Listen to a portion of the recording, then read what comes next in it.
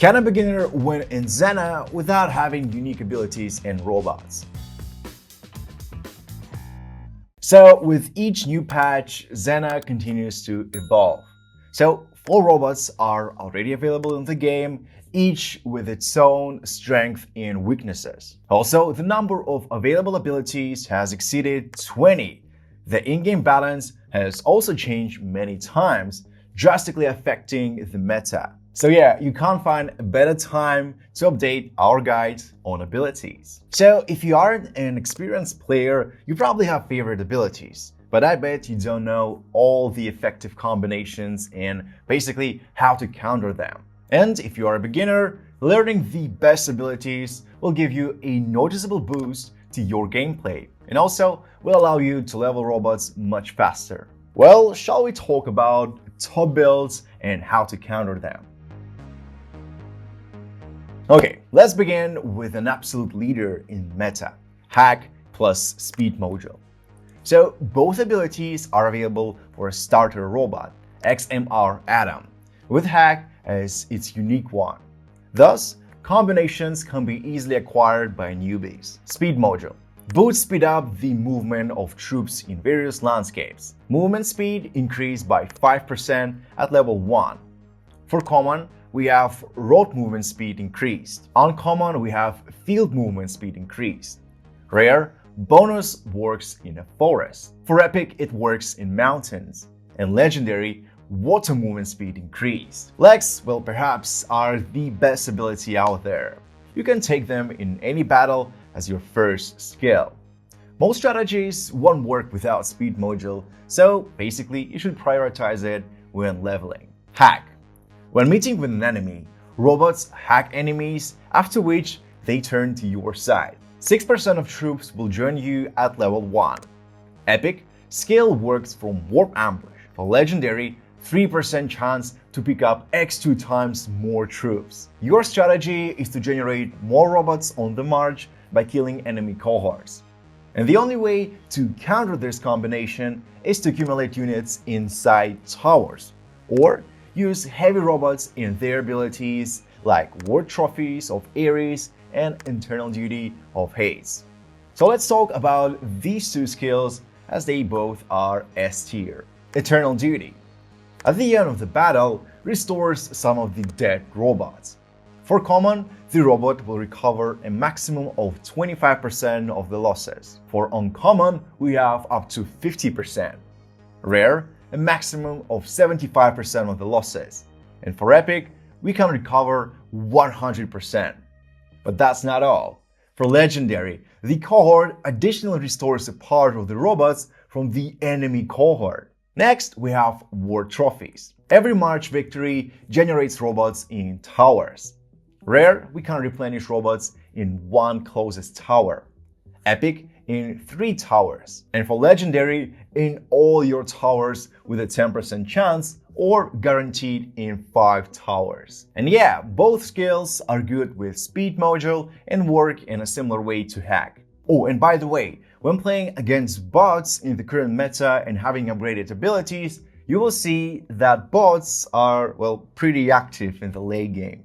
But they're using small cohorts to navigate around the map, so skills that can replenish your army on the march are especially playable. And by the way, if you are a complete newbie in Xena, just check out this intuitive guide on how you can get started and continue your exciting journey with ease. Okay, let's continue with another top combo, heavy fire and long barrels. The only problem is you need legendary cards to reach the highest effectiveness. Heavy fire. The turret can fire at multiple targets at the same time and an increased speed. Increases turret firing speed by 10% at level 1. Uncommon, towers attack 2 targets at once. Rare, they attack 3 targets at once. For epic, 4 targets. And legendary, 20% chance to deal double damage. Long barrels. Shots hit enemies at long range. In the later stages of leveling, the shots are set on fire. The firing radius increased by 10% at level 1.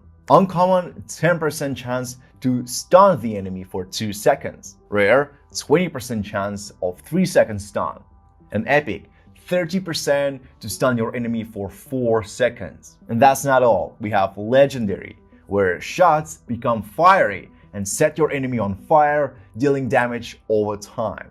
Okay, but why it's so cool? Well, you can attack 4 targets at once, plus set them on fire, plus stun them. You can defeat B cohorts with much lower ones inside your tower, which is especially useful for light robots. To fight this strategy, you need to accumulate a lot of robots and try to attack the enemy's tower from different sides. So, moving on to A tier. And the first thing that comes to mind is mobile facility plus silent facility. This is a universal combo for newbies because it's so easy to get and it gives, well, solid benefits. Mobile facility. Robots independently create robots in captured power stations. We have 0% refill bonus at level 1. For common, generation ceiling is 20. For uncommon, generation ceiling 25. Rare, generation ceiling is 30. Epic, generation ceiling 35. And legendary. In case of loss of control over the power station, the gain remains. Next, silent facility. Robots independently create robots in captured warp ambushes. It's quite similar to mobile facility in many ways, well, except legendary. If your cohort is destroyed in a warp ambush, the building remains under your control and continues to generate troops. However, the combo is good not only for newbies, but also for high-level players. We just got to level it up to legendary. The most obvious way to counter this is to capture ambushes in power stations and to keep the garrison there. Now, the next ability is greatly underestimated: reinforced warp. But to make it A tier, you need a legendary version. Having a slight chance of killing the entire cohort in one shot is actually marvelous. Reinforced warp. Robots in warp ambushes fight more effectively and attack at greater distance.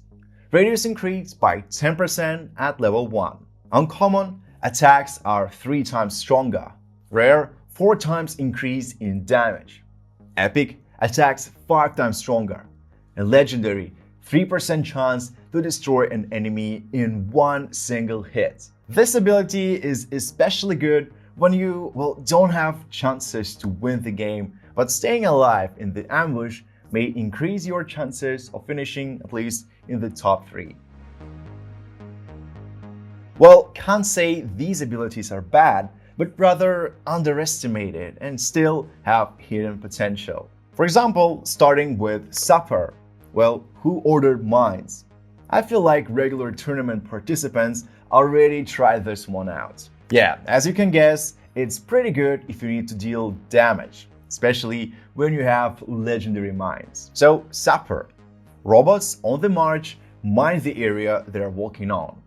Robots cannot detonate their own mines. Explosion damage at level 1 is 136. For rare, the chance to place mine is 3%. In epic, we have this chance double, 6%. And legendary, robots drop mines with a 9% probability, and now they are setting enemies on fire.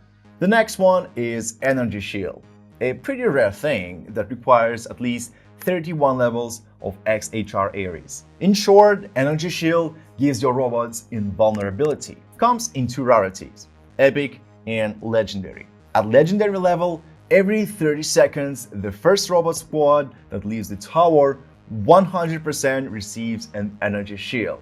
Upgrading their skill increases the trigger chance. So this one could be pretty good on defense. Invulnerability can grant supremacy when you are outnumbered. So unfortunately, in the current meta, other abilities are, well, less effective. For example, Sandstorm Lord will probably never become a playable skill.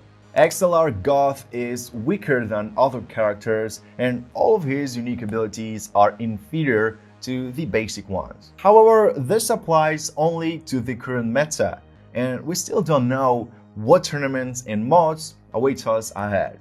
So therefore, it will be quite logical to upgrade all popular and, well, not very abilities to the legendary level. So, unpopular abilities include the following. First, we have Artillery Barrage. Bombs are fired at the enemy from a warp ambush. Next, Gravity Trap. Towers are equipped with gravity traps that stun the enemy. At higher levels, traps deal damage. Next, we have EMP. Your robot's death inflicts a performance penalty on the opponent. And every level of rarity brings new effects. Warp Interference allows your troops to fight off ambush attacks. Also, we have Revenge. Ares explodes on the march after death, dealing damage to nearby enemies. Fireball adds lighting that flies around the tower. Robots are delayed and can snap into place from higher voltage. Napalm, the one that I've mentioned previously.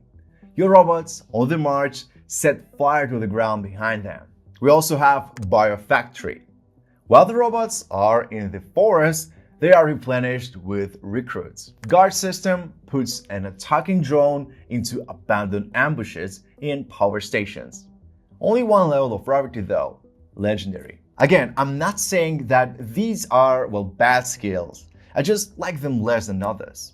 Well, perhaps you have a different opinion on this matter. So, as you can see, to win in Xena, it's quite enough to have just regular skills. Even basic combinations like Silent Facility and Speed Mojo will prove effective on the battlefield. Just don't forget to experiment and find your own strategy.